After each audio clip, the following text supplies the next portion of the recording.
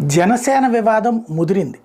ఏదైతే పోతిరి మహేష్ వెళ్ళి వెంటనే మొన్న రాజీనామా చేయడం, నిన్న ప్రెస్ కాన్ఫరెన్స్ పెట్టడం, నిన్న మొన్న టీవీలో మాట్లాడడం, పవన్ కళ్యాణ్ మీద తీవ్రస్థాయిలో విరుచుకుపడడం, ఆ పైన వెంటనే జగన్ సమక్షంలో వెళ్ళి కండువా కప్పుకోవడం, ఇంకేముంది పార్టీకి అన్యాయం చేశారు, ఇట్లాంటి వాళ్ళందరూ కోవట్లు, పార్టీకి ఇలాంటి వాళ్ళ వల్లనే ప్రమాదం, ఇట్లాంటిదంటూ పెద్ద స్థాయిలో జన సైనికులు విరుచుకుపడుతుంటే, అదే సందర్భంలో పార్టీ కోసం ఆస్తులు అమ్ముకున్నాను అంటూ ఇతను చెప్తా ఉంటే, ₹1.5 ఇది 8 కోట్ల రూపాయలకు పైగా అప్పులు చేశాడు పార్టీని అడ్డు పెట్టుకుని, ఇట్లాంటి వాళ్ళ రాజకీయాలంటూ ఇటువైపును విమర్శిస్తుంటే, పార్టీ కోసం ఆస్తులు అమ్ముకున్నానే కానీ ఎవరి దగ్గర రూపాయి వసూలు చేయలేదని చెప్పి పోతిరి మహేష్ చెప్తున్నాడు. ఓవరాల్గా ఇద్దరి మధ్యన మాటల యుద్ధం ముదిరిపా కనబడుతుంది.